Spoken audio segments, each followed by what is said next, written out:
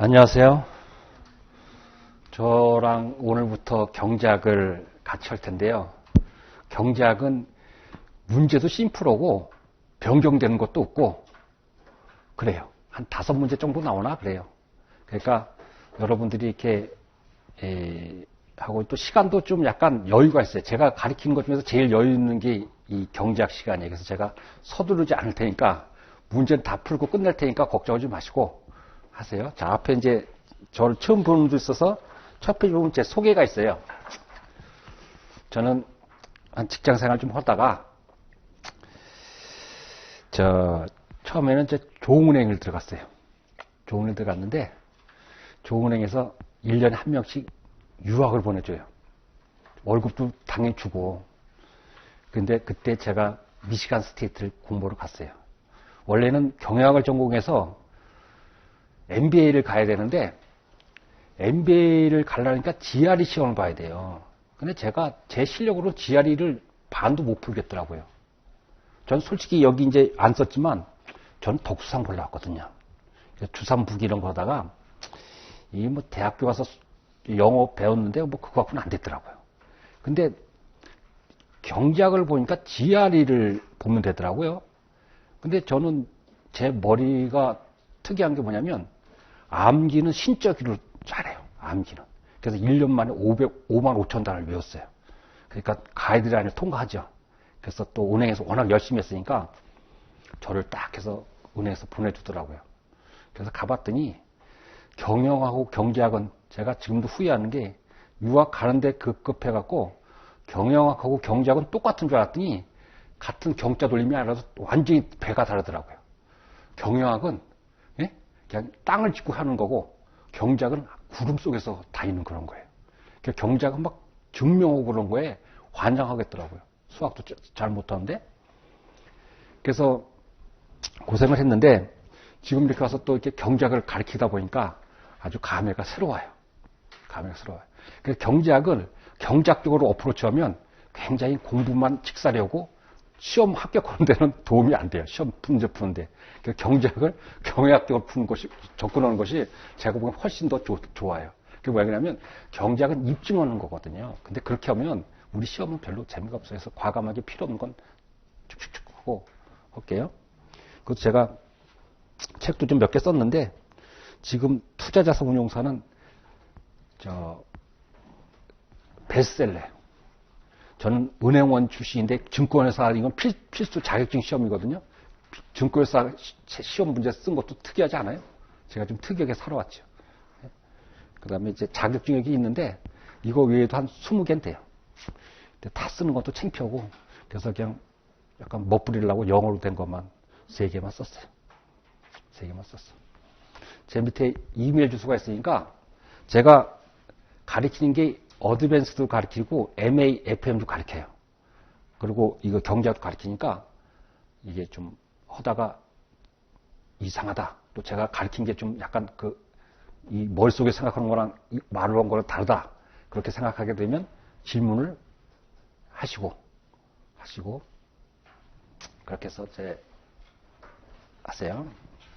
자, 그 다음에 이제 목차를 보시면 2페이지 목차인데 크게 보면 경제학은 미시가 있고 거시가 있고 국제경제학 이렇게 있는데 우리 주로 경제학 시험 문제 나오는 거는 객관식을 보면 거시경제학이 주로 나와요. 거시경제학. 물론 미시에서 한 문제 정도 나오지.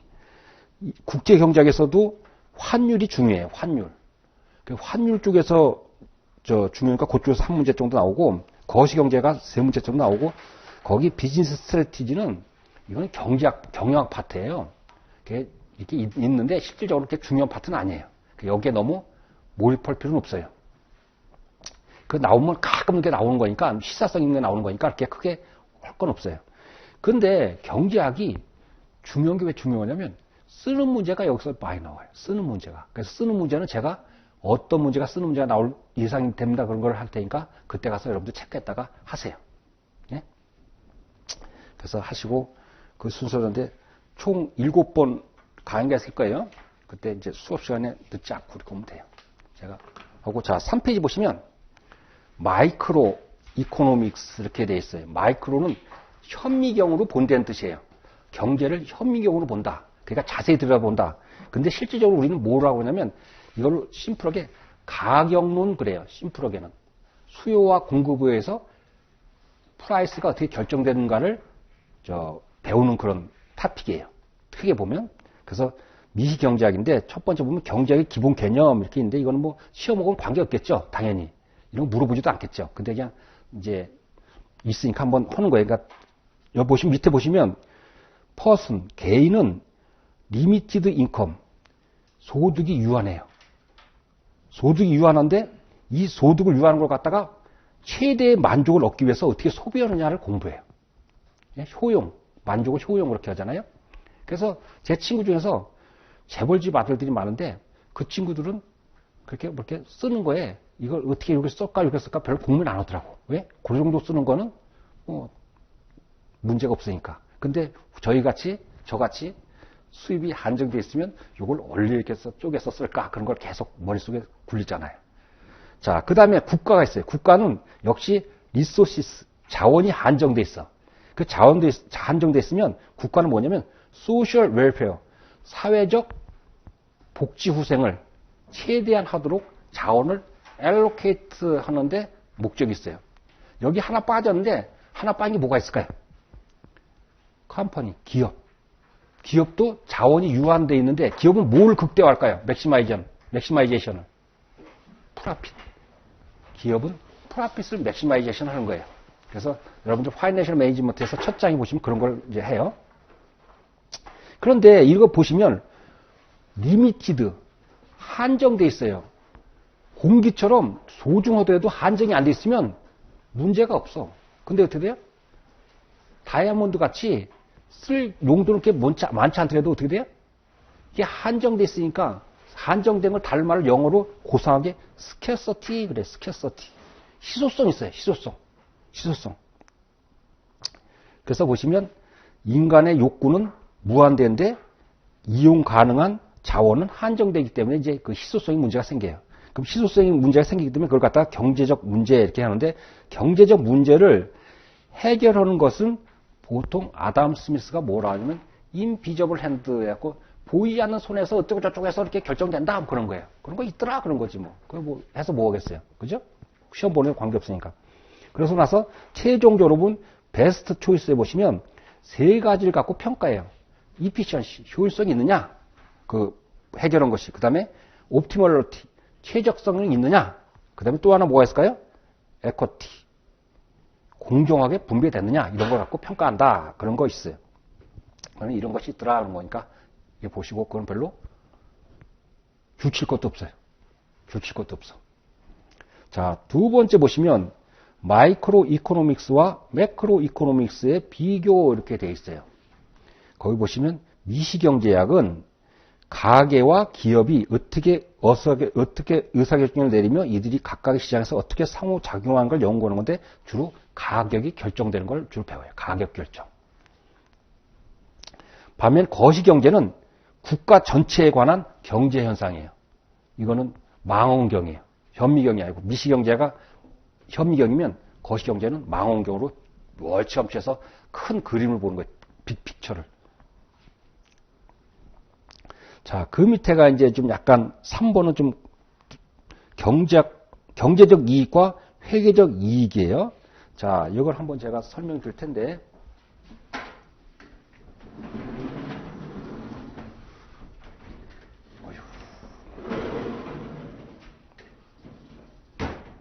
회계에서 특정 시점에 재무 상태를 나타내는 것 갖다가 재무 상태표 그런데 옛날에는 BSB 했으니까 그냥 BS로 할게요.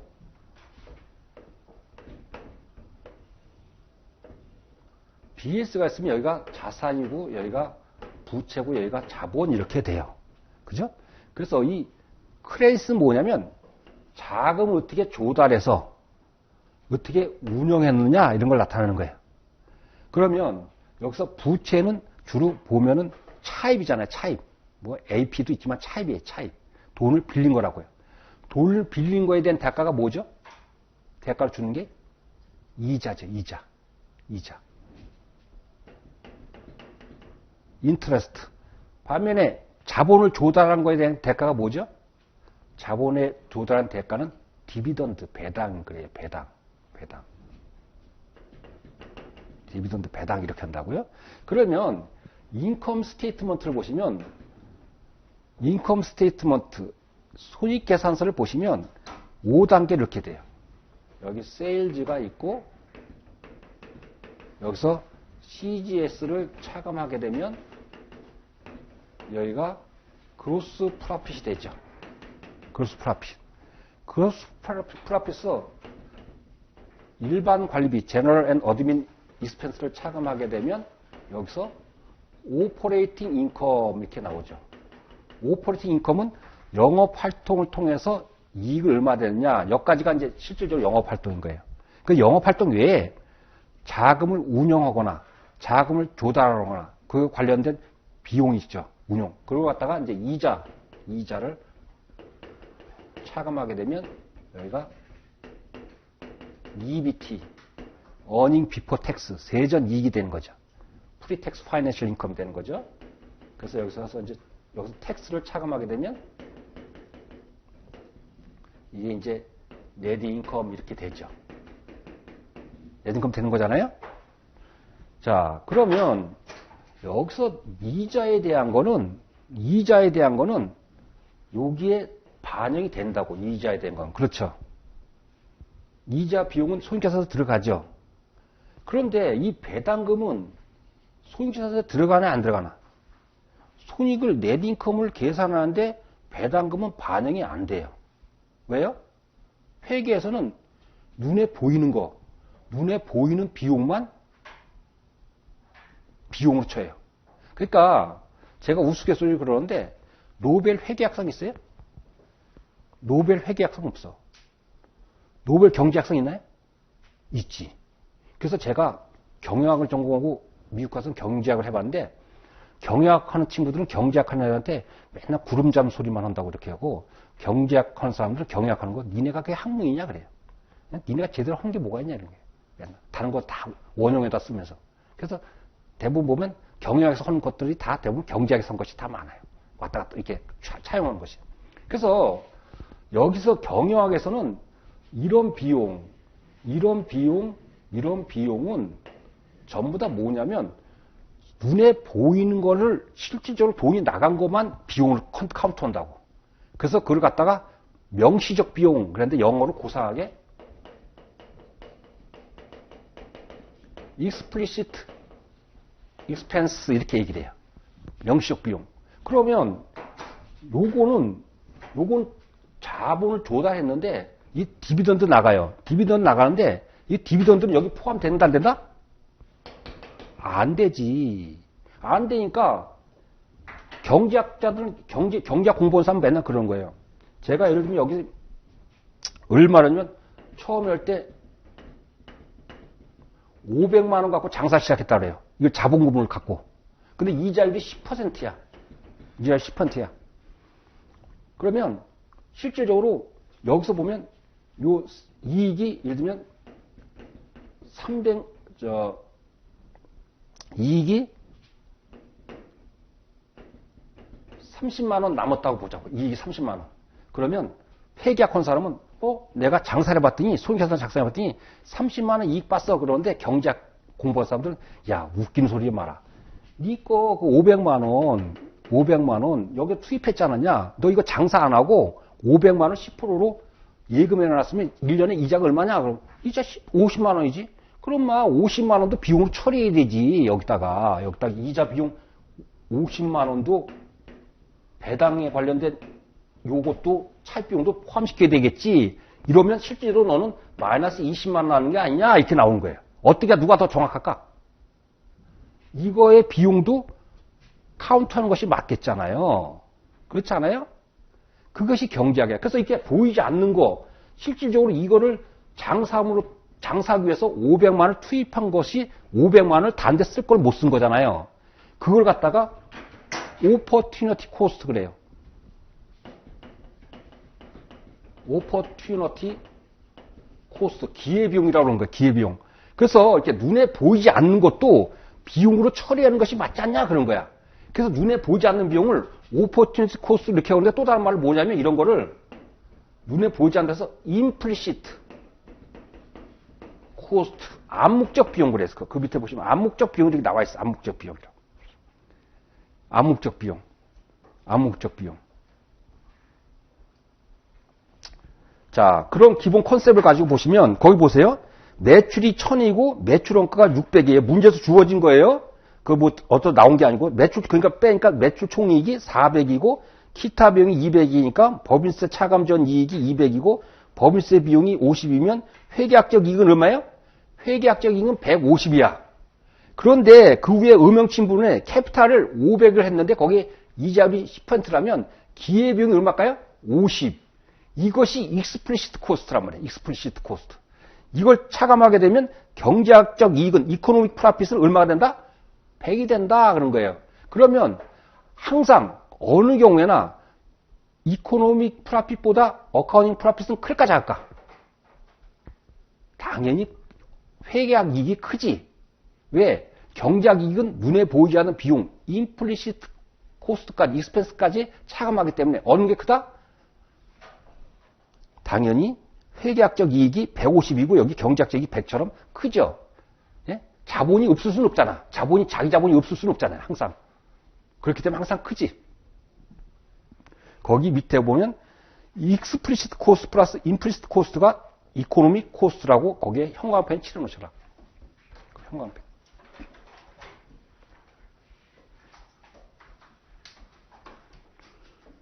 그럼 회계학적 비용은 뭐예요? 익스플리시트 코스트만 회계학적 비용이에요. 예? 달리 얘기하면 이런 거죠. 여기 익스플리시트 코스트가 있고 여기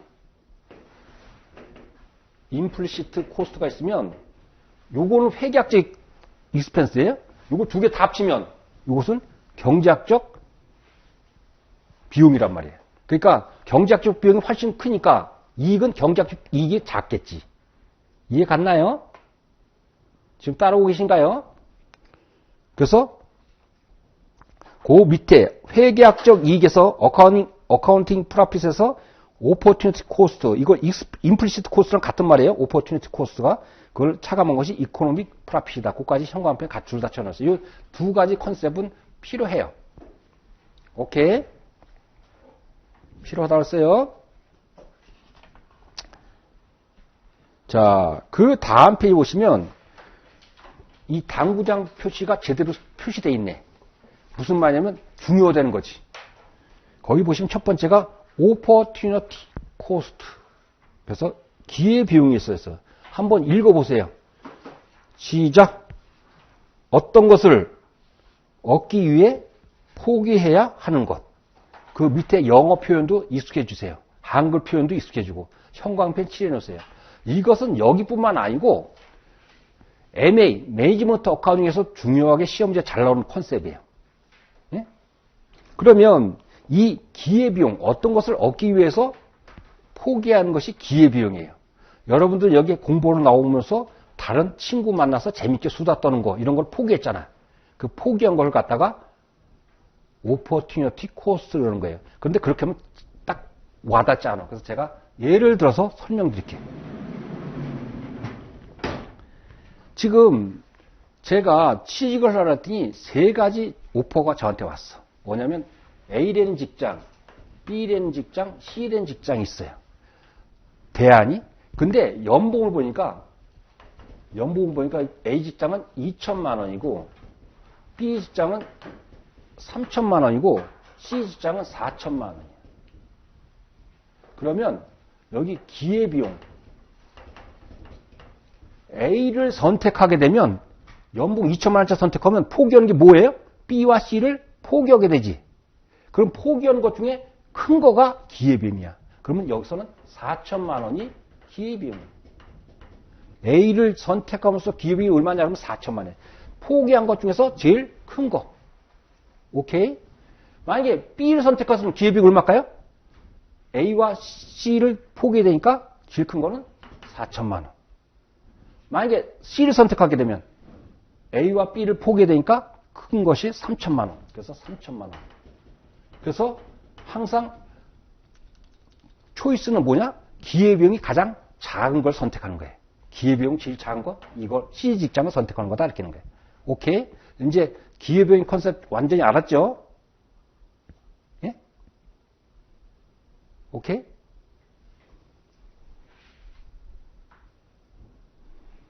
자, 그 다음에 보시면 밑에 보시면 당구장 표시에 썬크 코스트가 있어요. 썬크 코스트.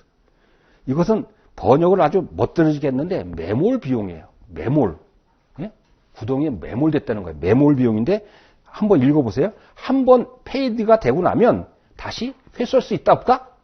회수할 수 없는 거예요. 그거 expenditure made in the past. past가 중요해요. past 밑줄. could not be changed by present or future decision. 현재나 미래의 결정에 의해서 변화되지 않는 거예요. 한 번쯤. 그러니까 이런 거예요. 제가 영화관에 영화를 좋아해갖고 영화관에 들어갔어. 10,000원 주고 들어갔더니 제가 생각하던 거랑 완전히 딴판이야. 그러면 그건 뭐예요? 이미 10,000원 지급했나 안 지급했나? 지급했죠. 제가 달리 어떻게 할 수가 없어. 이미 지급한 거기 때문에 회수가 할 수가 없어. 나오더라도 회수할 수가 없다고 그냥 나오더라도. 그걸 갖다가 썬크 코스트라는 거예요. 한번 지급되고 나서 어떻게 회수할 수 없는 그런.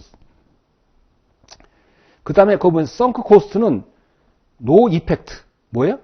decision making. because they are unavoidable.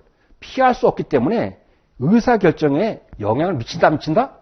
no effect야. 그러니까 제가 영화관에 갔으면 재미없으면 나와야지. 내가 10,000원 들어갔는데 그래갖고 2시간 동안 하는 건 아무런 바보짓이라는 뜻이에요. 예? 그래서 여기서 중요한 컨셉이 있는데 이건 MA 가서도 나오는데 먼저 한번 선행학습한다고 치고 한번 해보시면 이런 거예요. MA 가면 이게 나온 용어가 이런 것이 나와요. relevant cost. 관련 원가가 있고 그 다음에 요거의 반대가 부정사가 1이에요. 1. relevant cost. 비관련 원가가 있어요. 이건 앞에 뭐가 생겼냐면 decision making. 의사결정의 decision making. 의사결정에 관련된 원가, 의사결정에 관련되지 않은 원가 이렇게 말이 생략된 거야. 그러면 의사결정에 관련된 원가라는 건 어떤 거냐? 그러면 어떤 거냐면 이거는 그것이 미래와 관련되어 있어야 돼. 미래. 과거는 바꿀 수 없잖아요. 여러분들 과거 10살 때 어떤 행동을 바꿀 수 없잖아. 미래는 어떻게 할 수가 있지만 여러분 자의적으로. 미래와 그 다음에 그 어떤 안건 사이에 두 개의 안건 사이에 차이가 있다 없다? 차이가 나타나야 돼. 그래서 여기는 디퍼런스예요. 미래에 발생하고 안건별로 그 금액의 차이가 나는 것이 관련 원가야. 그 다음에 1 렐러번트 원가는 뭐냐면 패스트예요. 패스트. 과거란 말이에요. 과거. 과거고 차이가 no difference. 차이가 나타나지가 않아요. 그러면 여기에 대표적인 게 지금 여기가 sunk cost. 여기는 opportunity cost. sunk cost. 오케이? 이게 브로드한 컨셉이에요. 이거는 여러분들이 외워놓으면 나중에 가서 MA를 저한테 배우든 또는 다른 분한테 배우든 도움이 될 수도 있으니까 꼭 머릿속에 넣고 계셔라. 네? 오케이. 자, 그 다음에 보시면 거기 라이프 사이클 코스트가 있어요. 라이프 사이클. 보셨나요? 보이나요? 라이프 사이클. 라이프 사이클이 뭐예요? 태어나서 죽을 때까지가 라이프 사이클이야. 그래서 우리가 MA에서 배우겠지만, 여기가 제조하려면, 물건 제조하려면 R&D부터 시작하지. R&D에서 매니팩처링, 제조를 한 다음에 제조해서 판매한 다음에 애프터 서비스까지 이렇게 가죠. 예? 이것이 이제 제품이 태어나서 죽을 때까지의 라이프 사이클이라고요. 그래서 보통 우리가 코스트 어카운팅 하면 원가 관리면 요것만 취급하는 거예요. 코스트 어카운팅 하면. 예? 재료비, 노무비, 예? 오버헤드 코스트 이렇게 갖고 이런 거. 그런데 라이프 사이클 코스트는 거기다 라이프 사이클 코스트는 이 전체 과정을 다 합치는 걸 갖다가 라이프 사이클 코스트라고 하는 거예요. 라이프 사이클 코스트. 혹시 ME에서 라이프 사이클 코스트 하면 아주 이게 태어났다 죽을 때까지 들어간 비용을 다 합치는 거예요. 자, 그러면 거기 보시면 마켓 서베이 코스트, 시장 조사가 3불, 디자인 코스트가 5불, 디자인 코스트가 4불에서 12불이 그 옆에 뭐라 써요? 썬크 코스트라고 써 있죠? 썬크 코스트, 형광펜. 썬크 코스트는 뭐냐면 이미 엎질러졌다, 안 엎질러졌다? 엎질러졌다. 이건 이 제품을 생산 안 해도 회수할 수 있다, 없다? 회수가 안 된다. 이런 뜻이에요. 썬크 코스트. 그 다음에 보시면 매니팩처링 코스트, 트랜스포테이션 코스트, 퀄리티, 워런티 코스트 해갖고 19불, 합치면 19불 써놓으세요. 19불. 19불은 주로 이것은 베리어블 코스트예요. 베리어블 코스트. 이거 생산이 안 나오면 들어가지 않는 비용이지. 예? 생산 안 하면 들어가지 않는 거예요. 판매 안 하면 들어가는 거죠. 그 토탈 코스트가 몇 불이에요? 31불. 31불.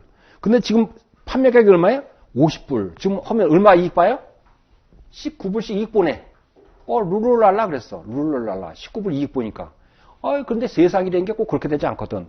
근데 경쟁자가 등장해서 거기 보시면 가격이 50불에서 몇 불 바뀌었어요? 25불로 바뀌었어. 그러면 25불로 바뀌었으면 여러분들이 의사결정을 해야 돼. 이 25불을 계속 해갖고 판매할 건가 말 건가? 판매하는 게 좋겠어요? 그냥 이걸 때려치는 게 좋겠어? 판매하는 게 좋을까? 때려치는 게 좋을까? 자, 이거를 해보면, 이거를 중단하면 거기 썬크 코스트가 발생한다고. 그 썬크 코스트가 얼마 돼요? 12불이 손실이 발생하죠. 손실이 발생해. 중단하면 생산하게 되면 지금 25불에서 마이너스 31불이니까 얼마가 마이너스 31불이니까 얼마가 손실이에요? 마이너스 6불이 손실이야. 그럼 생산하는 게 좋을까? 중단하는 게 좋을까? 생산하는 게 손실이 적지. 생산하는 게 손실이 적죠. 그러니까 생산하는 거야. 왜? 썬크 코스트는 의사결정에 도움이 안 되니까 뭐와 뭘 비교한다? 25불과 19불만 비교해라는 뜻이야. 25불과 19불. 이제 이해 갔어요? 그 숫자가? 다가오나요? 이거는 별로, 우리 경제학에서는 해당사항이 좀 적어. 어디서 해당사항이 있을까? 매니지먼트 어카운팅 가서 배워야 돼, 원래는. 여기 있으니까 제가 하는 거예요. 자, 그러면, 우리 교재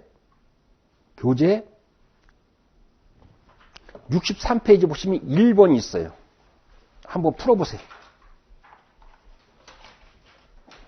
이렇게 문제지인데다 이렇게 띠지를 붙여놓았어요. 금박금박 찾지그해야 이렇게 예?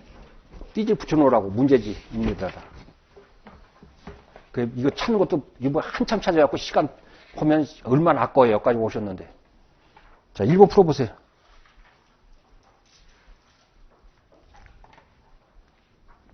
(63페이지) 1번.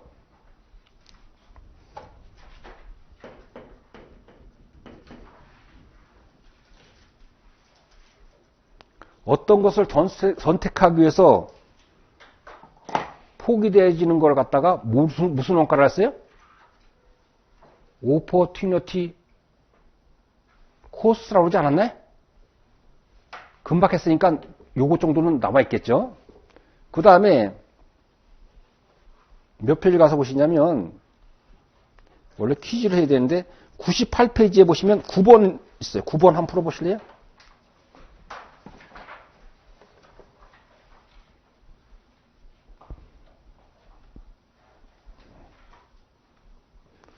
이코노미 코스트는 무슨 코스와 무슨 코스를 합친 거라 했어요?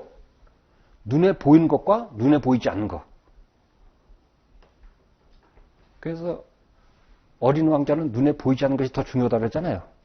어른들은 눈에 보이는 것만 중요하고. 그거 시험하고 관계없지만. 됐나요? 자, 그러면 다시 와요. 이해가 안 가면 질문하세요. 쉬는 시간이든 언제든. 자, 그 다음에 4페이지에 다시 오시면 디맨드라는 게 있어요. 디맨드. 수요. 뭐 수요는 여러분들이 경제학을 고등학교 때 배웠어도 다 익히 아는 거예요. 그러니까 너무 깊게 안 들어갈게요. 여기서 우리 시험 문제는 경제학 진짜 보는 시험처럼 그렇게 어렵게 나오지 않으니까 그렇게 하지 마세요. 자, 수요는 거기 보시면 the quantity of goods or services consumer are 거기 willing and able. 사고자 하는 의사가 있고 또 능력이 있어야 돼요. 사고자 하는 의사만 있어도 되는 게 아니고 사고자 할 수 있는 돈도 있어야 되는 거예요. 그렇게 했을 때 사고자 하는 양을 갖다가 뭐냐면 그걸 갖다가 수요라고 하네요. 수요. 거기 두 번째 보시면 디맨드 커브, 수요 곡선은 인버스 리레이션십, 역관계가 있어요. 역관계. 뭐와 뭐예요? 가격과 수요된 양, 수요량 사이에는 가격과 수요량 사이에는 무슨 관계가 있다? 역관계가 있다. 이 말은 가격이 오르면 적게 사고 가격이 내리면 더 많이 산다 그런 거잖아요. 그래서 보통 수요 곡선은 이렇게 되잖아요, 여러분.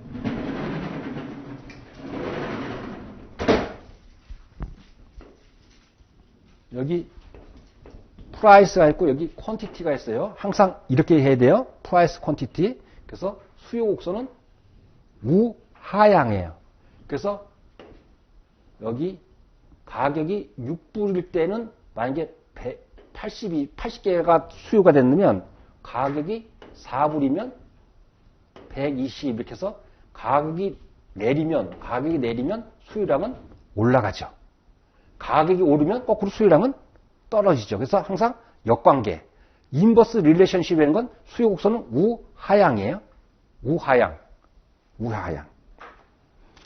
자, 거기 보시면 2번에 보시면 시장 수요와 개별 수요라는 게 나와요. 거기 시장 수요는 각 가격에서 모든 수요, 소비자들의 수요를 합친 거예요. 그러니까 시장 수요는 개별 수요를 다 합친 거죠. 거기 형광펜, 가로를 형광펜. 시장 수요는 개별 수요를 다 합친 거예요. 거기 보시면 가격이 이를 때 개인 A는 14개를 수요하고 개인 B는 7개 수요하니까 시장 수요는 14 더하기 7이니까 21개 되는 거죠. 각 개인의 수요를 다 합치면 뭐가 된다? 시장 수요가 된다. 이 컨셉을 알고 있어야 돼요. 혹시 당연히 당연한 거예요. 뭐 특별히 어려운 컨셉 없어요. 그럼 그 다음 페이지 갑니다. 그 다음 페이지 가지면 수요 곡선의 이동 그래요. 자, 보세요. 가격이 6일 때는 수요량이 80이면 요점이라고. 가격이 4일 때는 수요량이 110이 요게요. 가격과 수요량 사이에서는 가격은 이 그래프가 움직이나 안 움직이나? 가격과 수요량 사이는 수요 곡선상에서 움직여요. 곡선상. 그래서 거기 이제 수요 곡선 이동은 가격이 아닌 가격의 움직임은 수요 곡선이기 때문에 수요 곡선상에 움직이기 때문에 가격이 아닌 다른 원인으로 인한 수요의 변동으로 발생하는 것을 수요 곡선의 이동이라고 해요. 수요 곡선 이동이라는 건 뒤에서 배웠지만 이 수요 곡선이 이쪽으로 갈 수도 있고 어쩌로 갈 수 있냐면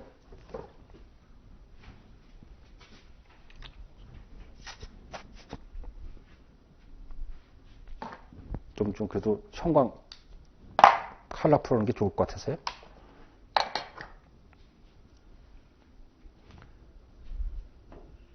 이렇게 할 수도 있겠지.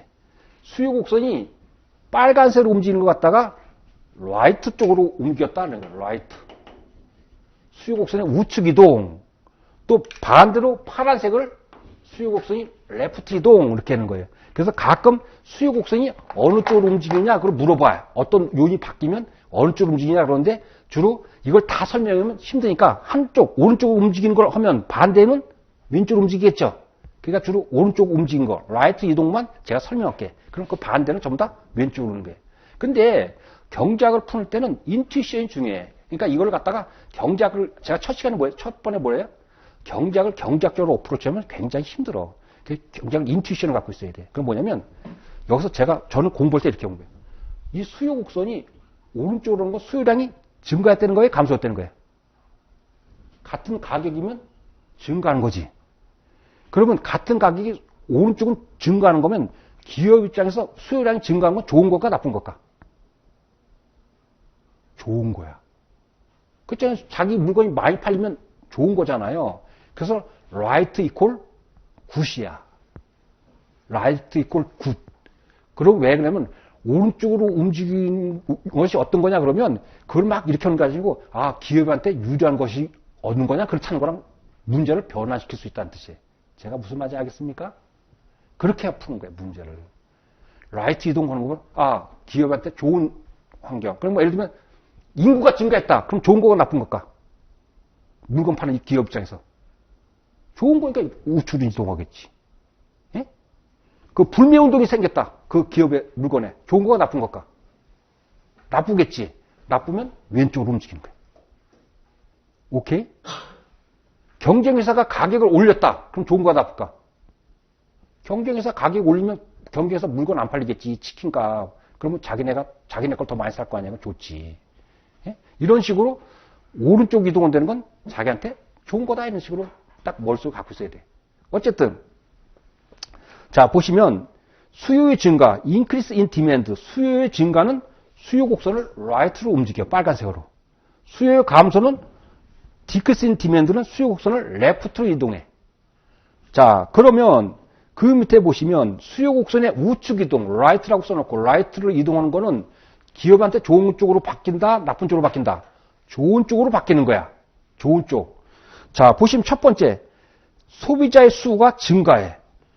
그러면 구매자가 증가하면 더 잘 팔리겠지. 그러면 당연히 레프트과 라이트가 라이트로 움직이겠지. 상식적으로 그런 거 아니에요? 아, 이 인구가 증가하면 좋은 거잖아. 인구 증가하는데 나쁘다 그러면 안 돼요. 기업하는 사람 입장에서는. 이 사람들이 복잡해서 싫어요. 그러면 그건 산쪽에 가서 살아야지. 기업하지 말고. 오케이? 당연한 거예요. 그래서 오른쪽 항상 그 다음에 인컴. 소득이 증가하면 우리나라가 GNP가 1인당 2만 불에서 3만 불 증가하면 물건이 잘 팔까 덜 팔까 이런 거예요. 잘 판다 덜 판다. 요거는 가봐야 알아. 어떤 거는 제가 옛날 학교 다닐 때는 돈이 없어서 술을 먹고 싶으면, 이제 적당히 얘기인지 모르겠는데, 술을 먹고 싶으면 맥주는 감히 사먹지 못하고 뭘 먹었냐면 소주를 먹었다고. 근데 직장 다녀서 돈을 벌게 되니까 소득이 늘었어. 근데 소주 먹을까, 맥주 먹을까요? 맥주 먹을까, 양주 먹을까? 소득이 증가해서 먹는 것이 달라지죠. 소득이 증가하면 옛날에는 전철 타던 걸 자가용 타거나 택시 탈 수 있다고. 이렇게 소득이 증가하는데 물건이 더 잘 팔리는 경우가 있다고. 소득이 증가하면 국민소득이 1,000불일 때랑 국민소득이 3만 불 때랑 옛날에는 고무신 입다가 지금 고무신 신나 안 신나? 안 신지. 소득이 증가함에 따라서 수요가 증가하는 게 있어. 잘 보시면 인컴이 증가하는데 수요량이 증가하는 경우가 있어. 이렇게 같은 방향으로 가. 같은 방향. 이런 걸 갖다가 노멀 굿 당연히 정상적이라는 게 정상적. 소득이 증가하니까 소득이 증가하니까 수요가 증가하는 거. 거기 보면 노멀 굿의 형광펜. 그래서 수요와 소득과 양의 관계다. 뭐냐면 이 화살표 방향이 같은 쪽으로 움직인다는 뜻이야. 이것이 노멀 굿이에요. 노멀 굿. 근데 반대로 소득이 증가하는데 수요량이 감소해. 이거는 올라간데 이거는 수요량 떨어졌어. 그럼 이게 마이너스 관계, 역의 관계잖아. 역의 관계. 이거는 플러스 관계지만 역의 관계, 마이너스 관계 이렇게 올라가는데 수요량이 떨어져. 이런 거 갖다가 뭐냐면 거기 형광펜, inferior good 형광펜. 그 영어 표현을 알아놔야 돼. 이거는 경제학 용어니까. 거기 보면 소득의 감소는 각 가격에서 수요량을 증가해. 소득이 감소하면 수요량이 증가해. 소득이 감소하면 만약에 경제가 나빠지면 소주가 잘 팔려. 경제가 좋으면 소주가 거기 오타예요. 수요량을 증가시켜 수요 곡선을 오른쪽으로 이동시키는 거예요. 감소가 아니고 증가시켜 수요 곡선을 오른쪽으로 이동시켜. 거기 보시면 거기 선풍기와 에어컨일 때 선풍기가 열등제야. 그 다음에 대중교통수단이 열등제라는 뜻이에요. 오케이? 그래서 여기서 열등제의 키 컨셉은 뭐다? 여러분 당연히 머릿속에 들어있는 게 뭐다? 여기 마이너스 부호를 가져요. 마이너스 부호.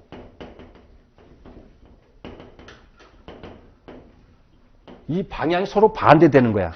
반대대로. 이거는 노멀 것은 방향이 같아. 이렇게 플러스 기호로 해. 플러스 기호. 꼭 알아두세요.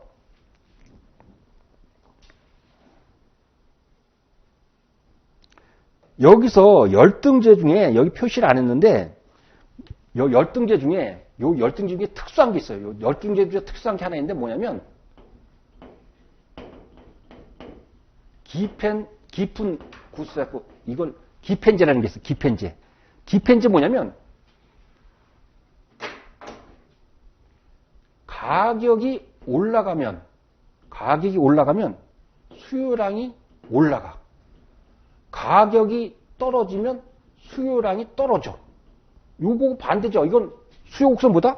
가격이 올라가면 수요량은 떨어지고 가격이 내려가면 수요량이 올라가잖아. 인버스니까. 이것이 수요의 법칙인데 반대로 가격과 수요량이 같은 방향으로 가. 이건 마이너스 방향인데 이건 가격과 수요량이 같은 방향으로 가.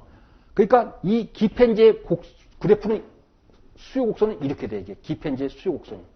디맨드 커브가 이렇게 된다고. 기펜제 수요 곡선보다 우상향. 기펜제 수요 곡선 우상향. 어떤 게 이런 게 있을까? 이건 주식이 이런 경우가 많아요. 주식이. 가격이 오르면 막 더 사고, 가격이 떨어지면 좀 더 안 사고. 그러니까 이 기펜제 수요 곡선은 모든 수요 곡선은 우하향한다. 근데 기펜제만은 우상향한다. 꼭 암기해 두셔라. 네? 지금 따라오고 계신가요? 아, 스페인 죄송해요. GIFFEN 기펜. 응? GIFFEN. 기탄 없이 얘기하세요. 이해 가셨나요? 암기해 주셔야 돼요. 기펜제는 수요 곡선이 우상향이에요. 모든 수요 곡선은 우하향인데 기펜제만은 우상향이야. 가격이 오르면 수요량도 증가하고 가격이 내리면 수요량도 감소하는 거예요. 오케이?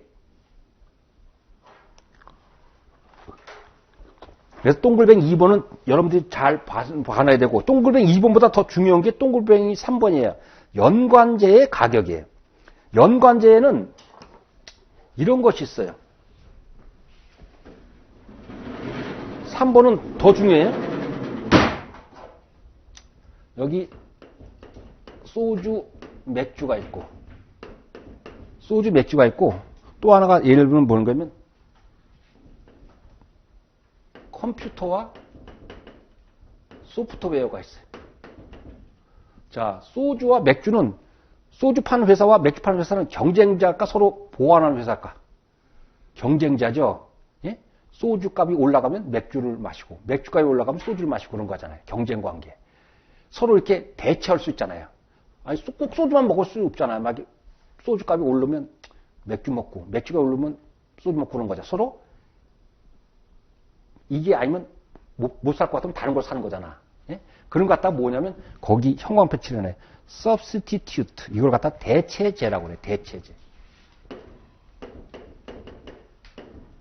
A 재화를 B로 대체하거나 B 재화를 A로 대체하거나 대체제라는 거. 서로 라이벌 관계에 있는 거예요. 라이벌 관계. 오케이?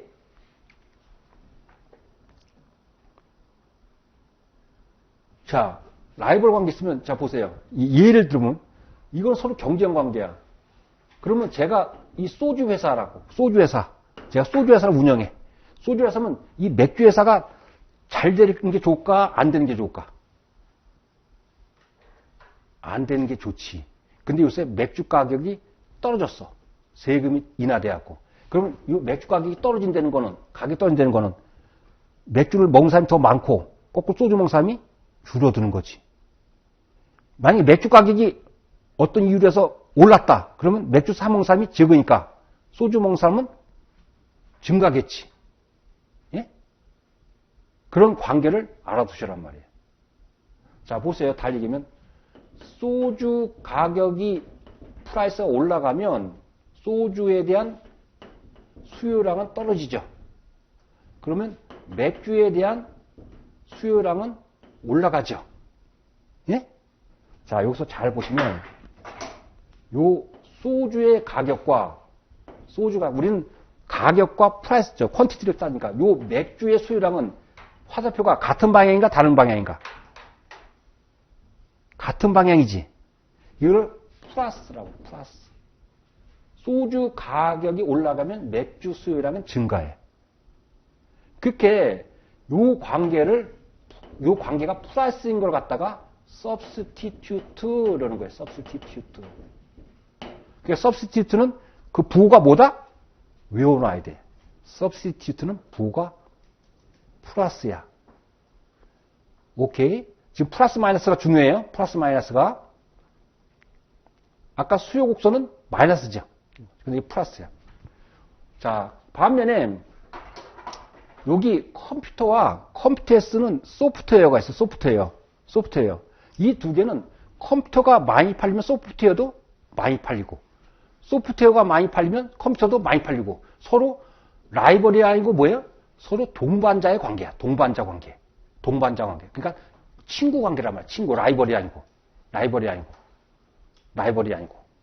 이 라이벌이 아니고 친구 관계를 이걸 갖다가 한국말로 서로 보완해준다 그래. 서로 보완해준다. 그 영어로 뭐라고 그런다? 영어로 형광펜 거. 컴플리먼트 이렇게 해서. 컴플리먼트. 형광펜 셋에 컴플리먼트. 컴플리먼트인데 혹시 문제에 따라서는 이렇게 쓸 수 있어요. 컴플리먼트를 컴플리먼터리 굿. 컴플리먼터리 굿이라고 쓰는 수도 있어. 그러니까 같은 말이에요.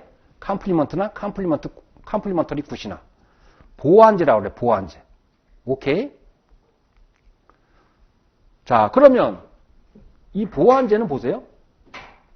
이 컴퓨터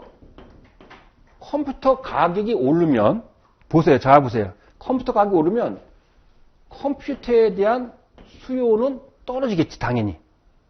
컴퓨터에 대한 수요가 떨어지면 소프트웨어에 대한 수요는 올라갈까 떨어질까? 이거 떨어지겠지. 컴퓨터가 안 사는데 소프트웨어가 잘 팔 리가 없잖아. 그럼 요거랑 잘 보세요. 컴퓨터 가격과 소프트웨어 수요량은 같은 방향인가 다른 방향인가? 다른 방향에서 마이너스 관계라고. 마이너스 관계. 그래서 마이너스 관계.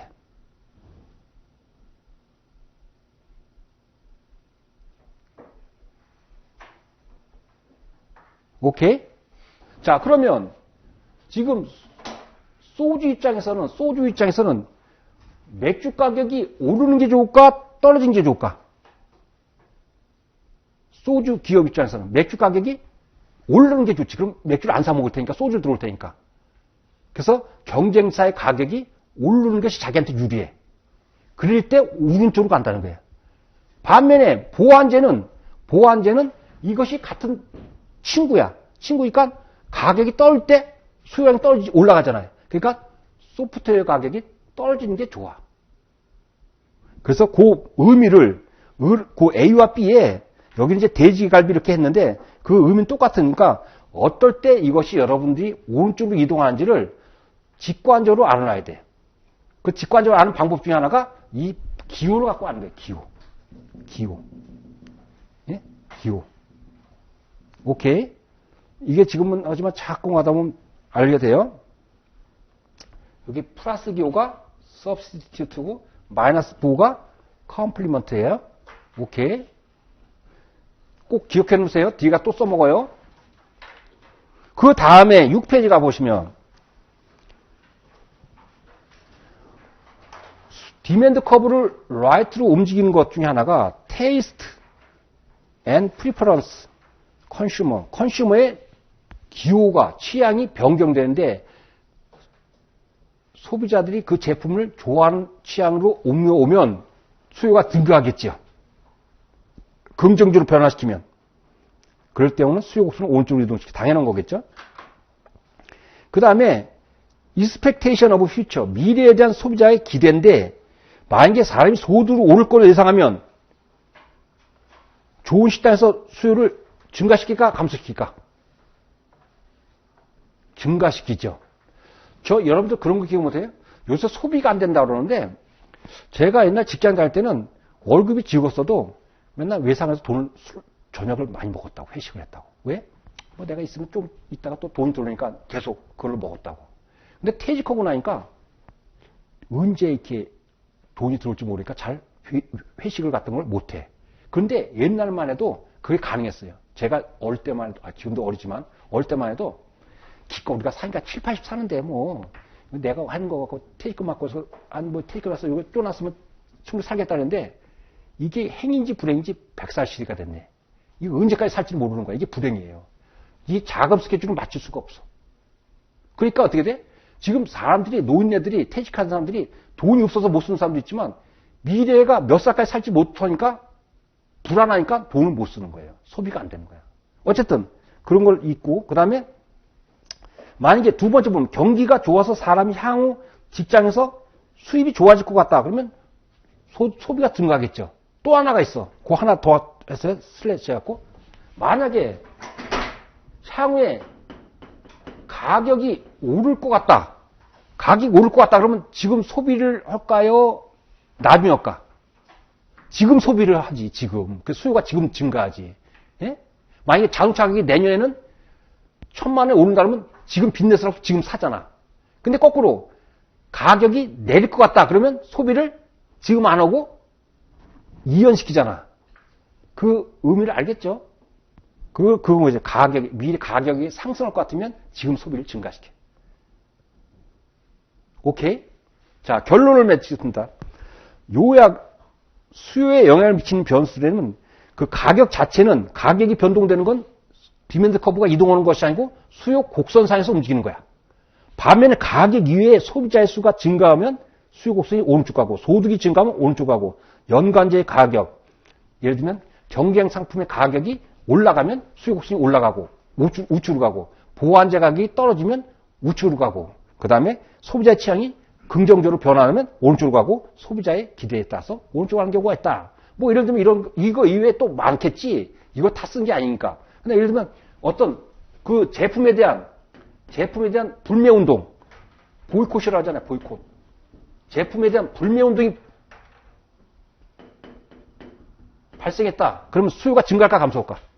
당연히 수요가 감소니까 수요가 감소하는 건 나쁘잖아. 나쁘면 레프트로 이동하겠지.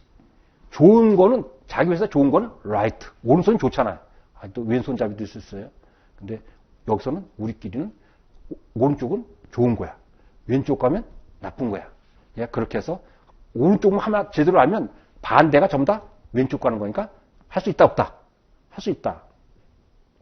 자, 쉬었다가 하겠습니다.